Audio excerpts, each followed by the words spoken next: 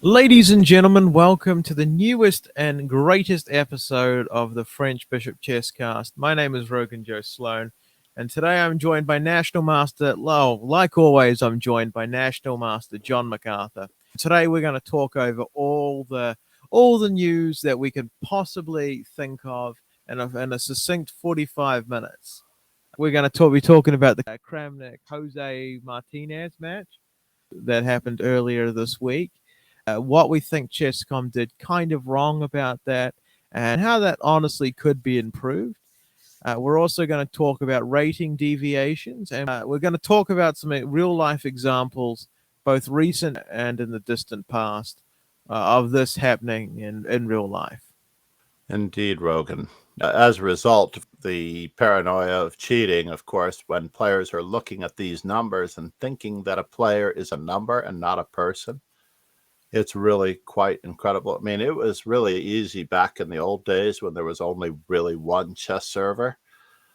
Basically, in the original, in the early 90s, there was the Internet Chess Server, aka the ICS, which was a free online server which I played with a text-generated board. I would enter my move, and on a DOS screen, a normal operating system screen, not unlike a bulletin board, the board would scroll up with capital letters for the white pieces and small letters for the black pieces on a text-generated screen. Then when the graphical user interface came in around 1993, before 1994, it was amazing because then you could start to use a mouse and you could make moves on a graphical user interface.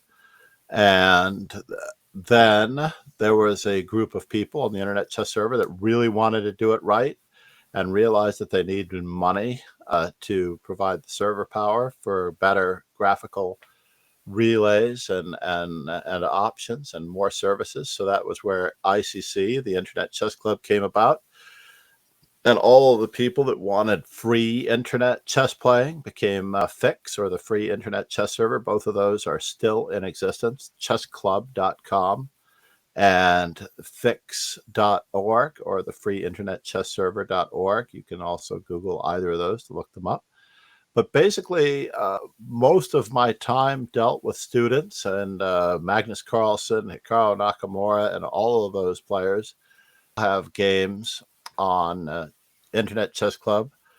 Basically, even in a lesson today, one of the Internet Chess Club games came up as I was showing a Carlsen versus, God, if I could remember his opponent that he was beating, and they were playing on the Internet Chess Club. It was a 5-minute game on the Internet Chess Club. And then somewhere, roughly 10 years ago, I know Lichess was born, and I don't know the actual inception date of chess.com, but it's within the last 20 years. But prior to Lichess and chessclub.com, in fact, I kept spreadsheets on all the students' progress. I kept track of their games each week, and they would play regularly in certain time controls, and they were allowed to play in blitz or in rapid. But all the ratings were 400 points apart. For example, I was roughly 2,300 rapid. I think my highest rating might have been 2,350. And then basically the blitz rating was 400 points behind that one, and the bullet rating was 400 points behind that one. And that tiered system worked really well all the way down the line for the most part, really, really nicely. Basically, the 400 points separated everyone, and all the pools were roughly the same. Today, it looks like most of those stratosphere marks, as you climb in ranks between the things. So when you earlier were telling me your ratings, Roken, I noted, and I even guessed without you telling me or without me looking it up, I guessed what your bullet rating was based on your blitz rating, which was roughly 400 points below your blitz rating. Most of the chess.com ratings work for the average person just as they do for the previous participants on the Internet Chess Club. But the Lichess seems to be far more stable, in my opinion, at least in my regard. I'm like, when I'm 2,200 rapid, I'm 2,100 blitz, and I'm 2,000 bullet. It's like a 100 rating point difference. Now, I don't necessarily know the size of the pools or if it's a mental mindset type of a thing. But It's an improper use, maybe, of the time control.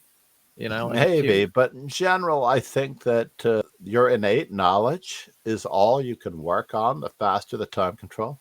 Whereas in the rapid time control, you're allowed to actually walk yourself through the process. And if you haven't internalized the game as well, then you actually have to take those steps to do the blunder checking. Like, what's my opponent's big idea? You know, have the weaknesses, locations changed? Is something else weak that wasn't weak before? And because they've protected the other weakness, etc. And the worst place piece awareness and things like that, and being able to utilize all of your pieces and coordinate your pieces. So, for example, doing a bishop and knight mate was and is pretty straightforward for me on both the rapid and blitz time control, but I know that I've come dangerously close to not being able to perform it in bullet, just because of the rapid nature of the time. yeah, And I don't really have any problem with this, given that there have been a lot of people lately questioning whether or not someone is cheating based on the fact that they have disparate differences in their blitz, rapid, and bullet ratings. So, for example, I noticed that Ben Feingold is 400 points below his blitz rating in rapid, probably because, like myself, he's probably played 1/10, if not less than 1/10, of the rapid games that he's played, as many as the bullet games he's played. I think I've played a total of 16 rapid games on on chess.com chess.com. to maintain Yeah. my not quite 1800 rating, which is far behind the other ratings. So in Mm. general, So you have yeah, it was won the Ben. vast majority of the games you have played. Yeah, it was That's Ben. important to note, somewhat. Right. I have only lost 2 games in rapid, but the 14 games still didn't give me anything of value. But it was Ben Feingold's calling out on stream of a person that he thought who was the same rating, ironically, Or a bit higher, actually, I think. or even a bit higher than his rating. Yeah, who did not have the rank of a grandmaster. This was a national master from the Ukraine by the name of Aboriginal Came, and he has his name on his profile. He's had his account since 2016. He's very proud of his score. When we looked at his results, he had a relatively even of wins and losses to a certain extent. It wasn't like he was clocking everybody. Yeah. And obviously, I think if Ben wanted to take lessons from this player, since he lost to him, he could for only €25 per hour. But Yeah, in it's very general, give him a free plug. He's actually published in the 64 magazine, which is the magazine of the Soviet Union, the former Soviet Union, I guess now of Russia. And he has experience working as an analyst in Russian language sites. So I know that he's very theoretically sound. He seemed to have caught Ben Feingold in a non theoretical line, not unlike Hans Niemann took apart Alexander Donchenko in a chess.com blitz event, probably a titled Tuesday some time ago. Hans Niemann has like a d3 against the Caro Kann, allowing his queen to be captured on d1, king takes d1. And then there's no theory whatsoever on this line, starting with like move 5. There's literally no theory on the line, and it could be part of the homework that Hans Niemann and Brandon Jacobson was working on that we referred to in a previous podcast.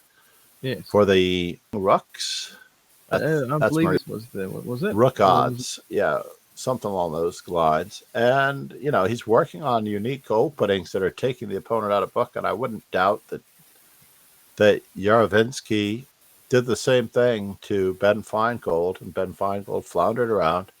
Now, in any one game, both Rogan and I know that anybody can play well above or well below their ability, and Usually for to me it's well be, below, but hey. yeah, especially for streamers. If you're streaming, reading chat, especially if chat's remarks or comments bother you or indicate cheating, that doesn't help to keep your mindset evenly keeled either. Like this guy's playing way too fast, or this guy's too tactically alert, or this, that, or the other thing. Well, why isn't he blundered his queen? He's like 600. Yeah, I mean, but both of them are like not quite 2800 blitz. Yeah, And yeah. understandably, I could see either one of them, you know, spotting tactics, or being that I think Yarovinsky's younger than Ben, unfortunately, at this Well, I point. mean, a lot of people are younger than Ben. Yeah. As much as I love Ben, I don't necessarily know that his opponent was getting any unfair help. He seemed to use. I mean, I didn't look at the time like he wasn't using it. But obviously, when you're playing against a streamer on chess.com, it shows you that you're playing a streamer on chess.com. And this Yep. can inspire some players to bring their A game to the table. And he did make some mistakes. He did make quite a number of mistakes throughout the game that seemed normal to me. So what we're saying in the grand scheme of things, it's not really a conversation about cheating. It's more of a conversation about what chess strength really is. You know, In you any know, given part of the game. you use a great analogy all the time that I just love about heat in a house. You know That's right. your rating is just the average heat in your house. You can go to On one on part a of your given house and be day, very right? The sun yeah comes out, everything gets much warmer, but the temperature of the day more or less remains the same. But once the sun goes behind the clouds, everything gets cooler, and then a few minutes later, you are back in your normal environs again. And it's not unlike your biorhythms. Absolutely, it's just as that type of thing happens. You can bring your A game to the table in certain parts of the game too.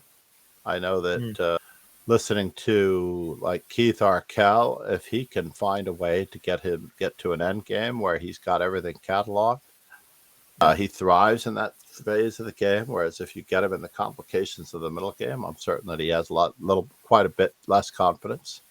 And chess players are just the same way. We just don't know what makes one phase of the game stronger for one player or another. The fundamentals are all different.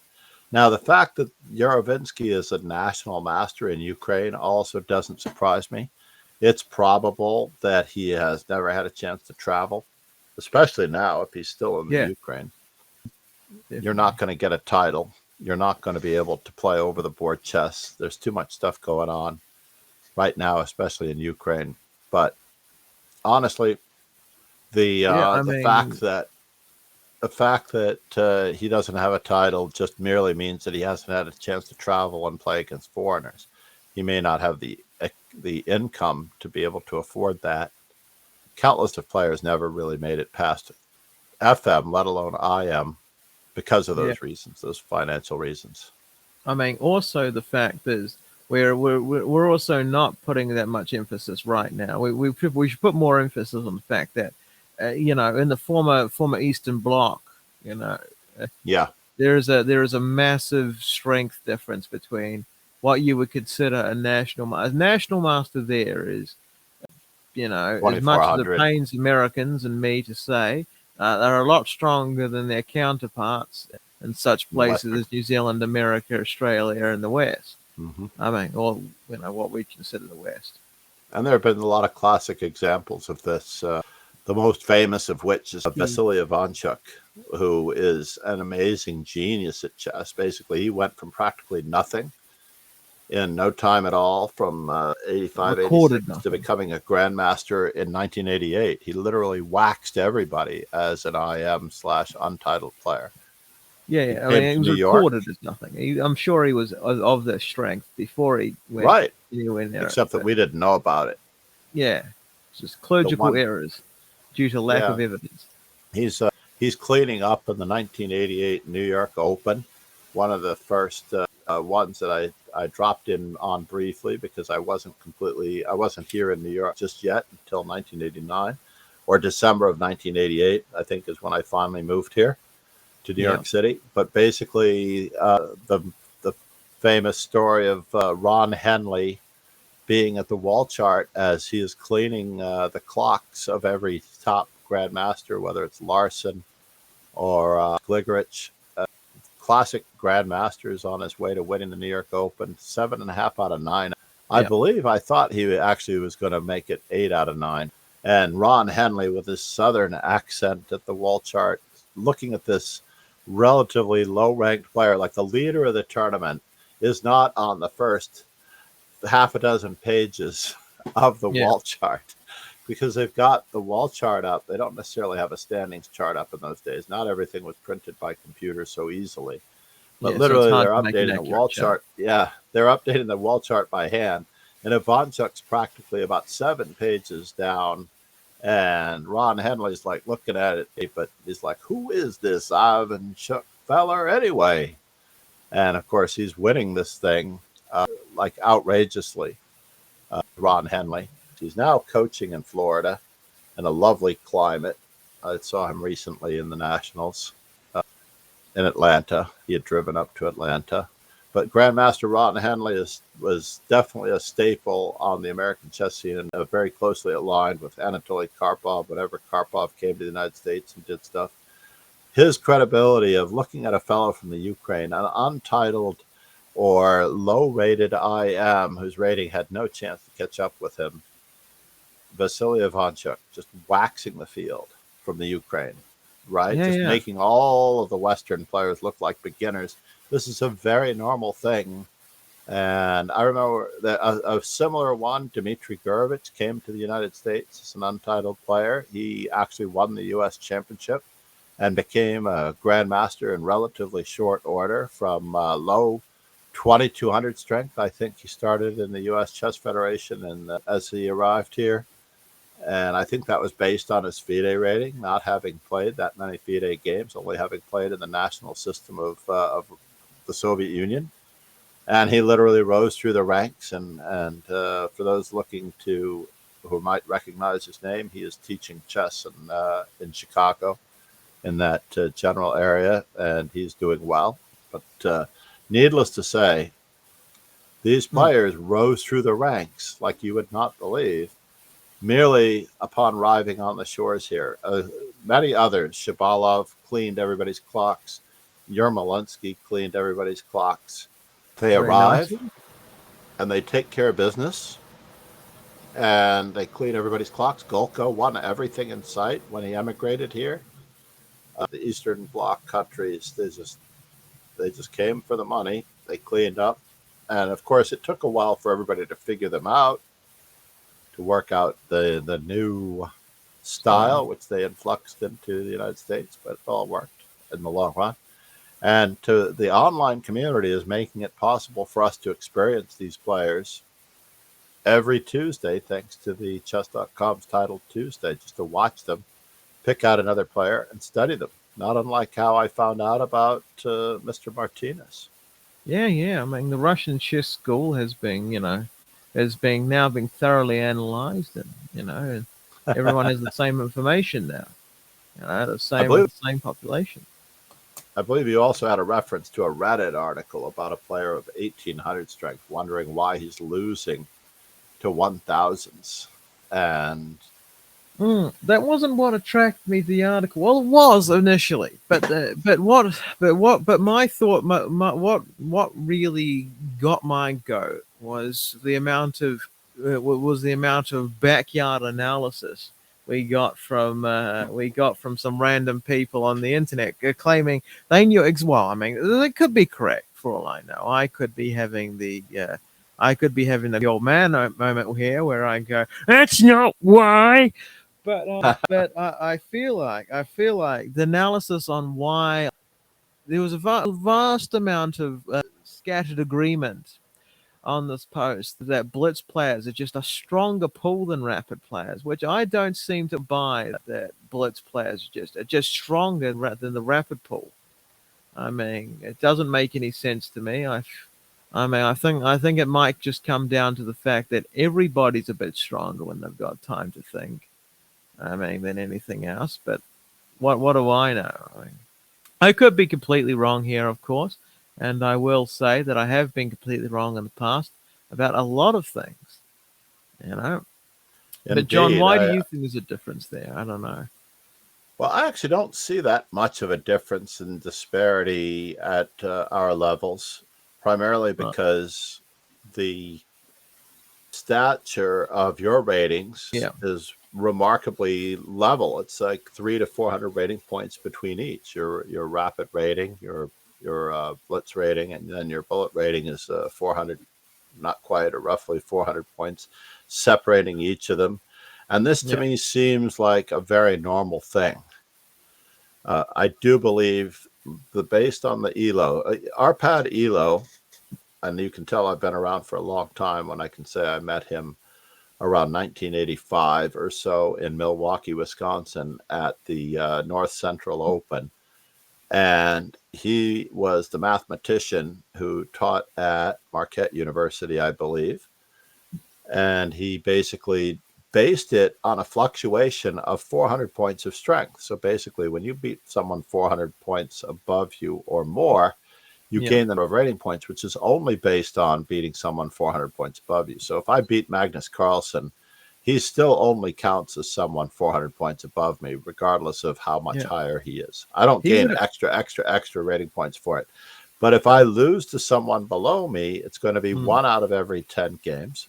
I yeah. believe roughly one out of every 100 games, I could lose to someone 400 points below me in theory. But I will lose rating points and I will gain rating points in a nice average flow up and down, just like my Yeah. game. At any given moment, our games fluctuate 400 points for the better or 400 points for the worse. Yeah. I mean, And the fun fact is, you actually gain just as much rating points for beating Magnus Carlsen as drawing him. yeah, exactly. That's how good he is. That he doesn't even lose more because he's, you know, Right. he Well, doesn't no, even we're lose not more actually against taking them. the rating points from him. Interestingly enough, as you can see in your wins and losses online, the other person might gain 32 points for beating you, and you might lose 10 or 12, especially based on the number of games and the volatility factor, Right. because there seems to be a volatility factor built into the online rating systems It's called a because K they use factor, I think. like a Glick system rather than an ELO Yeah. system. The board Yeah. ratings and online ratings run along the same exact scale to a certain extent, and they still reflect our ability to take that person seriously. At the start or at the outset of the broadcast, I mentioned that when you look at someone, I don't know, I hope I did anyway. When you look at someone and you see, oh, I'm playing a 1400 rated player, tell me that you don't play slightly more relaxed, thinking that Yeah. I you're play a just very going to win aggressive the game. game. I And they basically are just, going to, yeah. yeah, Yeah. I basically just play a lot more aggressive than I normally would. I just like, sometimes you well, might play more eventually they'll just, aggressively, yeah. I'm but just waiting for them to die, essentially. they may also take advantage of your overextension too. And I, for one, am guilty of playing very aggressively or playing very, let's just say, adventurously. I'm going to say it more. I play more adventurously than aggressively. And I stick my neck out, and I often lose to lower rated players because, I had a little bit more gusto because I expected my opponent to somewhere lose along the way. And it every now and then it doesn't happen. They actually don't lose. What? It doesn't happen that often. Cool I feet, still eh? beat the lower rated player 7 times out of 8, or maybe Maybe eight even more. times, 4 out of 5 times. Let's lower the status here a little bit. But in general, I do play a different game when I see someone is lower rated than I normally would if I were playing somebody better. And when I'm playing somebody better, such as this morning, I was playing a 2300. I did not notice that he was 2300 at first, got myself into trouble, probably should have held, ended up losing. And then I had the Mm, next 2300 in my community Swiss that I played. I played him so well that I really, really had him on the ropes, and I probably should have won the game. I was playing much better than my rating, and I was making him not look like a 2300 rated player. And I'm sure I would have normally done it at any moment, but the time trouble rears its ugly head, and I end up drawing the game. I end up tossing some part of my advantage and drawing the game with the 2300. And this is all par for the course because that part of my game toward the end was of a lower stature than the first 2/3 of the game, where I played much higher than my strength. Now, these players that are worried, let's just say if I read one fellow on Reddit, he goes, I'm 1800 rapid and have taken a lot longer to get to around 1500 blitz. Now, honestly, I feel like Rogan is in a very similar situation, and I feel like he should be 1900 blitz, this fellow. I'm sorry, 1900 rapid if he is 1500 blitz. And I almost guarantee that he's about 1100 bullet if he plays a regular amount of bullet.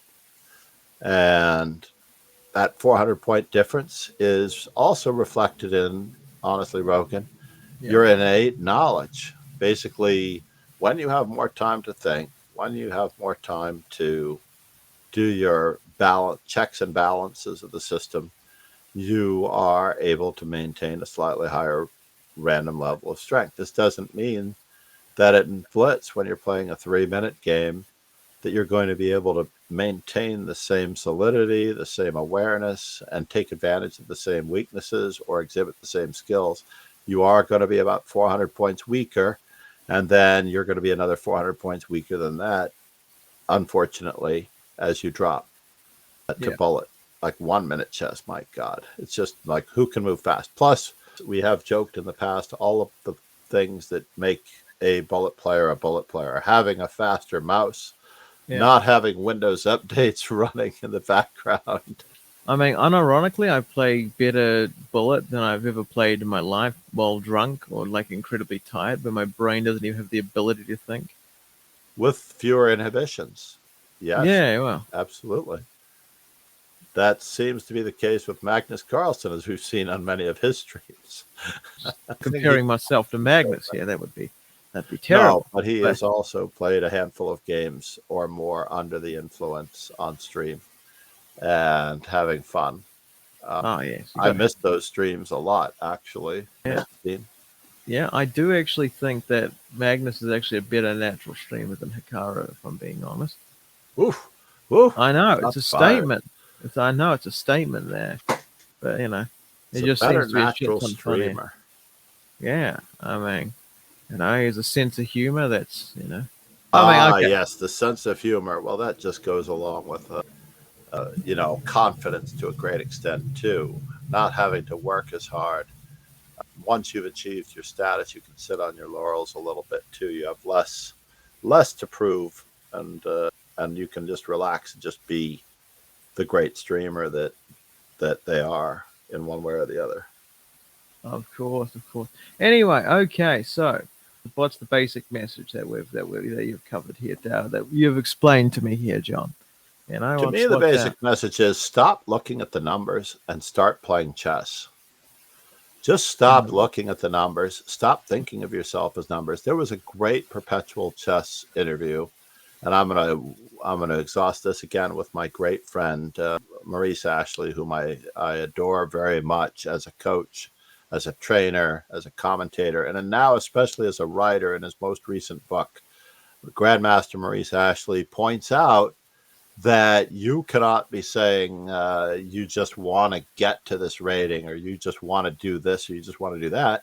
You have to Yeah, literally shut the trap and get to work and open the books, roll out the board and move the pieces, or open the Lee chess study and then start processing the games, the analysis, do the exercises, do the assessments, do the critical thinking, do the insert expletive here work. yeah, All right.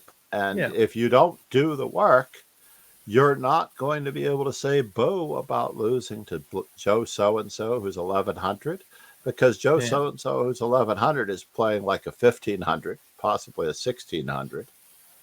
And Joe Schmo, who's playing against the 1100 that he thinks is 1100 is so relaxed and playing 300 points weaker that when he loses, he's so upset that that guy did not play like an 1100 is supposed to because he doesn't fit neatly into a box of being 1100. Those ratings are not real. All they are is averages of the person's strength across all phases of the game. So, in any They, particular phase of the game, especially the opening phase of the game, for a lot of people, they play much more alertly, with a certain amount of knowledge. They process their opponents accordingly, and they literally kick their opponent's butt in the opening. But thankfully, the gods have placed the middle game, and beyond that, the end game. And this person has to be able to maintain the average of their rating across all three phases. And especially, this is often overlooked, the transition between the phases of the game, between the opening phase and the middle game. There's a transition phase where players sometimes leave pieces behind. And between the end game, between the middle game and the end game, one piece that players leave behind is not activating their king properly or efficiently. And if you're entering the end game without a king, you are a piece down in the end game. And if you're wondering why you're losing end games, it's because you're not coordinating the few pieces that you have. If you're leaving your king out, you're down a piece. If the yeah. opponent's king is out there with his bishop and rook, and you're playing with a rook and a knight, which also don't coordinate very well, bishops and rooks coordinate much better than rooks and knights. Together, they control certain lines and they work together, supporting each other well and maintaining certain advantages, certain threats at the same time. Whereas a knight, every other move, it's not attacking certain squares. Literally, you have to be strong in all three phases of the game. Your average rating is really what it's all about. When I see a player that is lower rated, all I can tell you is that you have to automatically add several hundred rating points to their strength, because when they're playing someone higher rated, they are bringing that A game, that A player of their own self to the table. Mm. And I Rogan do. has mentioned Yeah. that they could also roll up into a ball and die because they see that they're playing you. I have had that happen too. Someone sees they're playing me and they literally just throw all of their pieces away thinking, oh, I don't have a chance. Yeah. But that That's happened to happens me a few rarely. times. Yeah, I've had That that happens reaction. rarely. It Yeah, happens rarely.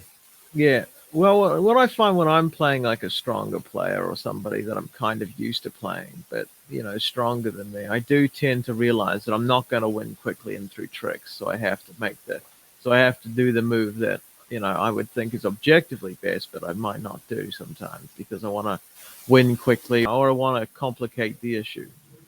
Sometimes sometimes I I had complicate some. it needlessly because I believe that they won't see it or they won't grasp the idea or something. But against a higher rated player, you kind of know you kind of know that you have to be a little bit objective about how you do stuff. Yeah, so this player on Reddit in a relative, he's 1800 in rapid, but losing to 1000 rated players in blitz. All I have to say to him, basically, is that you are not playing 1000 rated players in blitz. Chances are, if you're 1800 in rapid, your blitz rating is 1400, between 1400 and 1500. And if you're losing to a 1000 in blitz, it's because they are playing much better than their rating when they see you, and you are taking them for granted. So here's a trick that I would suggest to all guys that are worried about losing to players 700 points below them in another time frame. Why don't you just try doing the 4-move checkmate? Just do the 4-move checkmate. Show them. I'm partly joking, but just go ahead. Show them what you really think of them. Tell them what you really think of them. Go ahead. Just put that queen on h5 and pre-move bishop c4. Go for it. Don't even worry about it. Just let it fly. Let it rip, and you'll checkmate these guys every time. After all, what's a 1000 player anyway? Yeah, yeah. That just I I love that I feeling. will not be refunding or taking care of any rating points lost if you follow the aforementioned advice. Yeah, yeah, yeah. So what you're saying is, But you're the one taking them for granted. Play better. play better. Play Yeah, your opponent like you respect them. Obviously, if you're looking at this guy like he's a 1000 rated player, I think that you already have a problem. man. Like, how Because does this chess guy is a even breathe game on his own? where, yeah, no, I mean, literally stop horsing around and start getting to work. Just literally control the center, build up your advantages, those small advantages, prod your opponent's weaknesses. Don't just attack single weaknesses because they'll defend them. Wait, sit back for the second weakness, and then perform a nice tactical fork, discovery, skewer, what have you, whatever it takes, removing the defender if you have to, and you'll be much happier as a chess player following those, respecting your opponents properly, honestly. Yeah, well, what's the In this worst that can particular happen? You went case, a little slow? Yeah. yeah, I mean, the ultimate sign of respect is in our next story where Kramnik just doesn't believe that he can play so weakly as to lose to Jose Martinez Alcantara. And Alcantara. Jose And Martinez Alcantara has proven himself to be a worthy opponent, having won the match by like 4 points. The whole yeah, time, Kramnik's melting down during the match. And I think at one point or another, Alcantara or Jose, let me just call him Jose. Jose is basically saying the guy's asked for 80 different things in concession because he doesn't understand what's going on. The technology's against him. Everything's happening. Yada, yada, yada. He wants to cut 12 games off of the match. He doesn't want to make it a long match. He realizes that a long match might be detrimental to him, especially when he's up 3 games before the yeah, setting up of the PCs, right? I think he was plus 2 or 3 games. yeah. So essentially, we'll lay out a bit of. I'll lay out a little bit of a pyramid here, like so we can stick the story on top of that. We'll do a little groundwork. So essentially, Kramnik, on one of his, statistics-fueled rampages, decided that a dear fella from South America, who's a GM, who's quite a young GM, which means he's being classically trained in the world of online play. you know, he's been to the online school of chess and got an A Yeah, plus in not the all his Russian classes. school of chess. Yeah, yeah, the, yeah. The online school. The how to move your mouse and how to properly time manage. So this fella here, Kramnik decided he kind of played that good and stuff like that. And he had some stuff to say about chess.com and their clocks and stuff like that. Somehow he accused the dear grandmaster of somehow getting extra time and stuff like that, not or played something like fairly. Yeah, yeah, which exactly. is It was that something the that can terms happen. weren't Which something fair. that which is something that can happen. You can get lag compensation scripts in which you pretend your internet's worse than it is, and you get compensation based off your lag while having good internet. So it is possible to do stuff like that. I mean, so Kramnik's not just hallucinating that can happen. But Right. the idea was probably built on by chess.com that Mr. Martinez and Kramnik should have a match. So they did. Half the matches were over the board, in which Kramnik had a 3 point lead. He was almost completely dominated him. I mean, to say the least, which is what you should expect from a former world champion who won it Well, by over the board. Yeah, when you say half the games on the first day were played over the board, the six yeah. games, I believe, and then they were going to play 6 games online at the end of the day. So each day was supposed to have 12 games for a total of a 36-game match, right? Something So, like that. Now there were negotiations halfway through because something very stupid was done by chess.com. They decided, in their ultimate or the wisdom, to organizers, throw so much money at the event and to fix all the problems that could go wrong that they decided to do the thing they possibly could. For instance, the money they threw towards this match, they hired a venue. They hired a bunch of green rooms for players to hang out and play chess and have fun. And they hired Levy Rosman, which can't have been cheap, and for commentary. They also hired some Spanish commentators because that's what you got to do when you've got Levy Rosman. He can't speak Spanish. Who knew, right?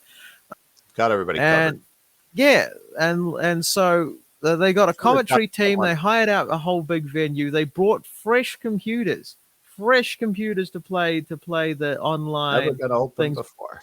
Never been open before. They pulled it out of the box in front of our eyes, and guess what they did? They didn't update Kramnik's computer. So if anybody who's ever been through a Windows update knows that doing anything with a computer that is even vaguely looking like it wants an update is like it's like me trying to play online chess on some pond algae. It's just not going to work.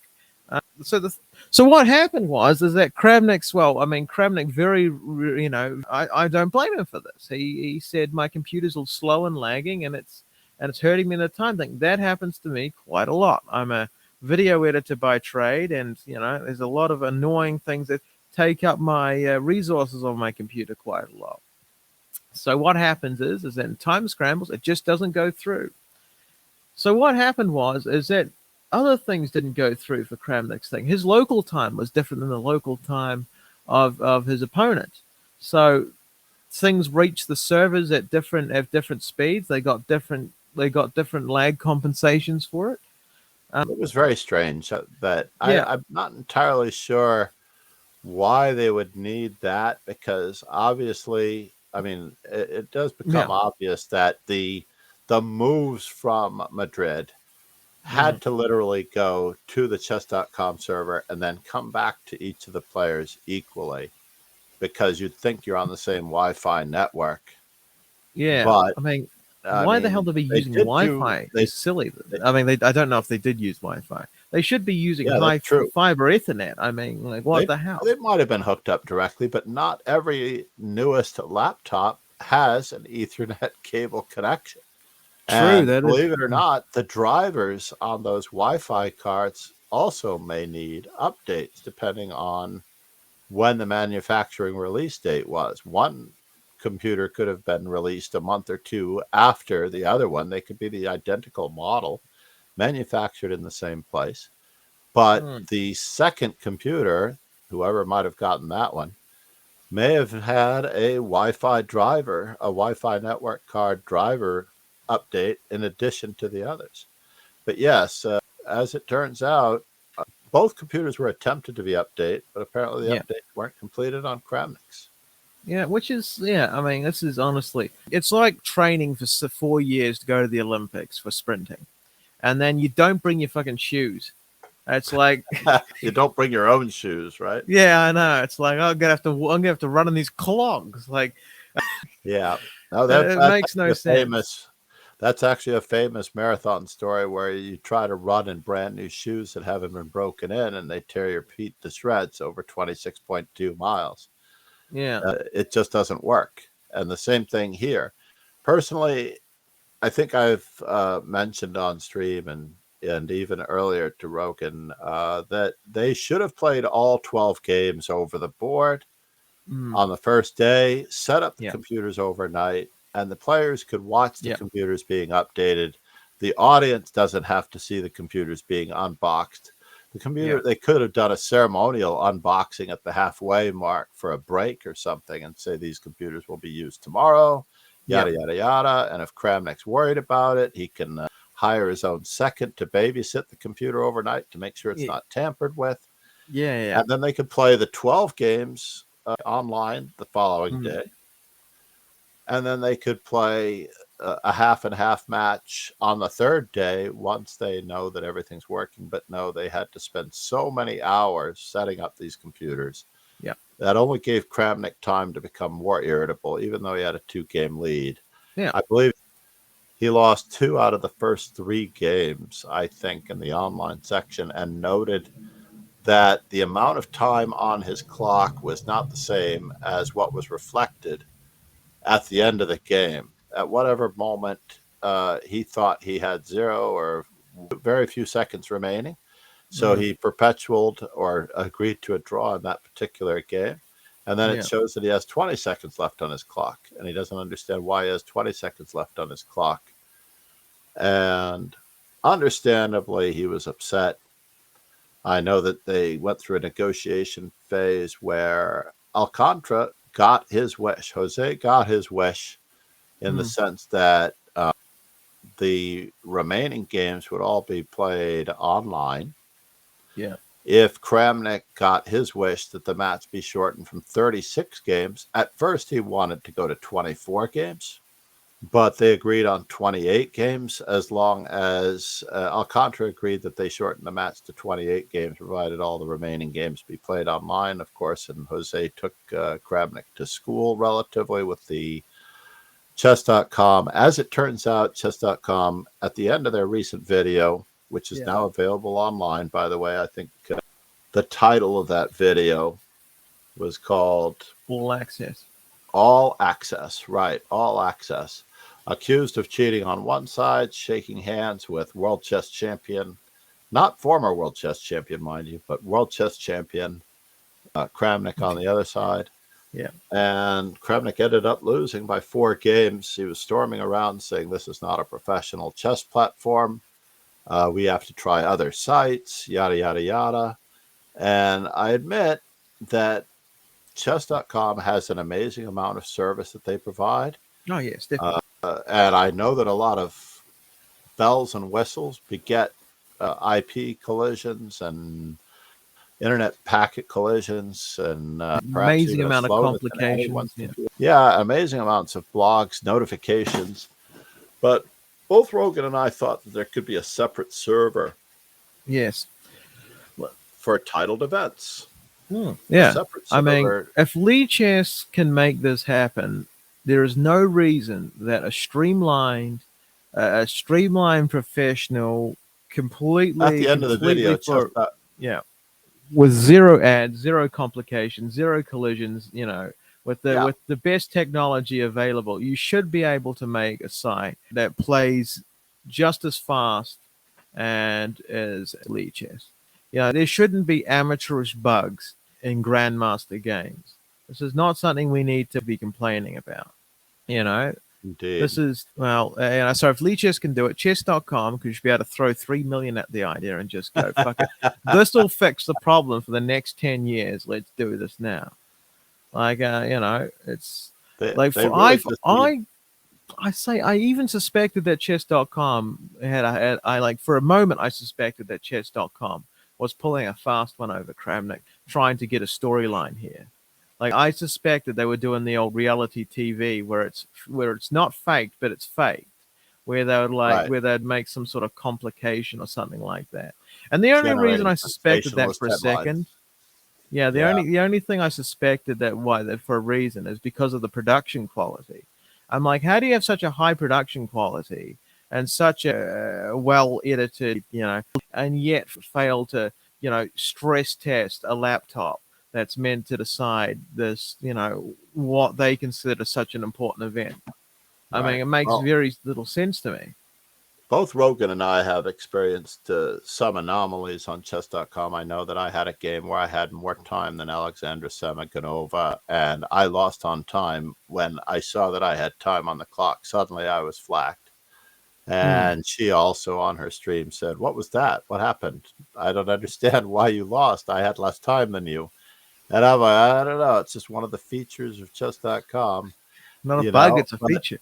it's not a bug, it's a feature. It just keeps you guessing."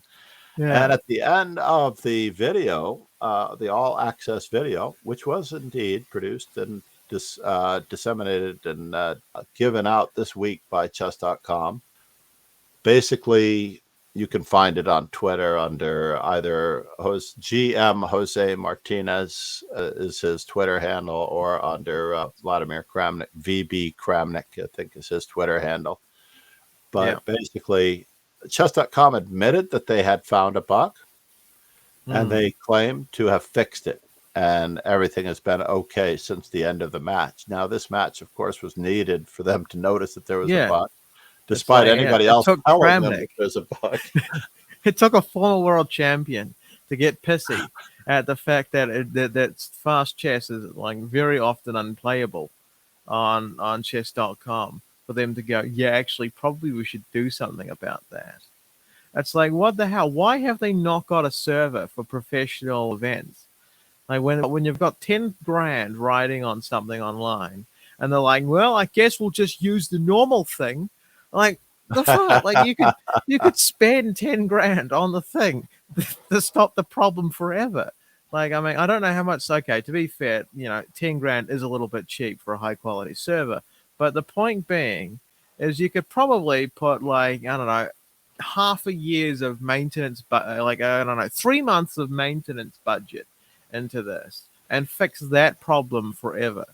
Like, I mean, That's not right. forever, but for like the foreseeable future, there will be no problems with playing amazingly fast chess.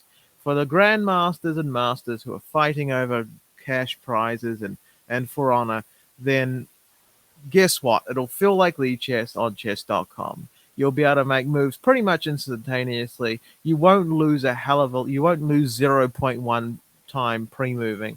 You know, it'll be Right. fine. Yeah.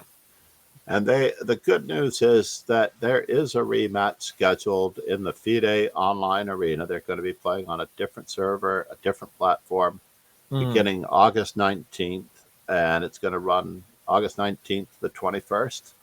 And this will be out before then, so I hope you're able to watch it live. It's going to take 3 days. I don't know if they've got the same scheduled 36 games, yeah. but they certainly should have learned from their organizational mistakes. I don't believe this one is going to be sponsored by chess.com, given that it's taking place on a different platform. Maybe it will And if be. But yeah.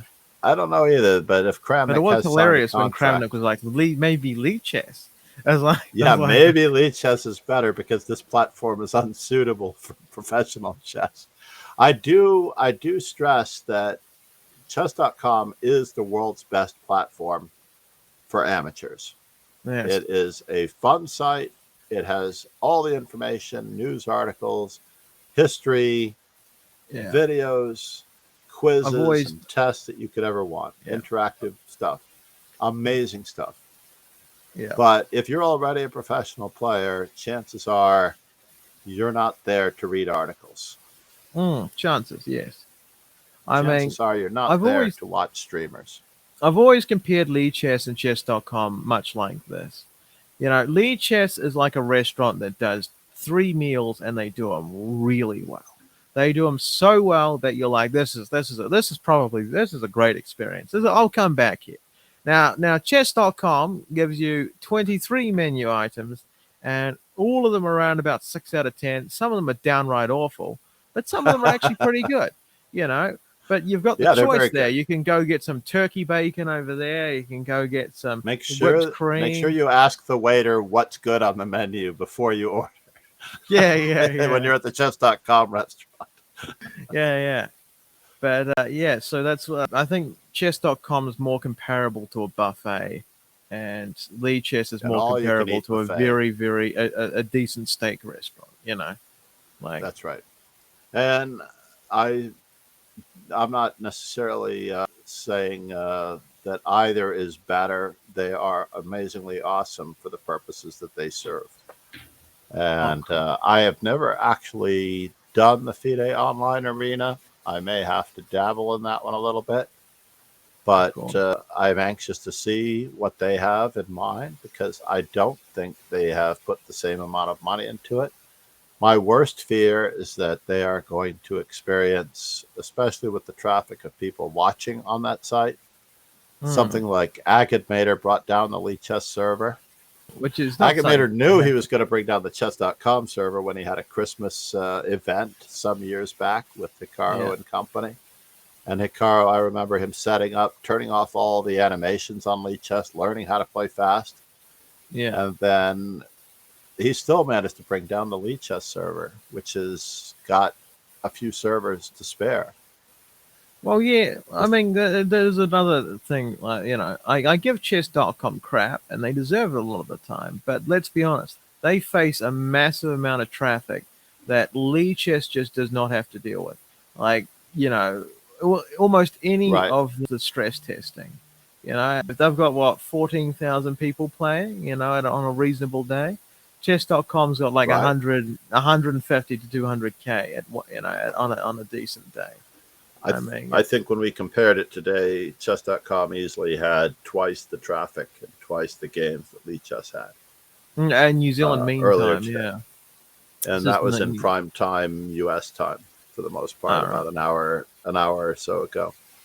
Yeah, But overall, I'm looking forward to the match, Roken. We I will am probably too. be Yeah, doing another stream before then. I'm very impressed. I'm happy we got together again.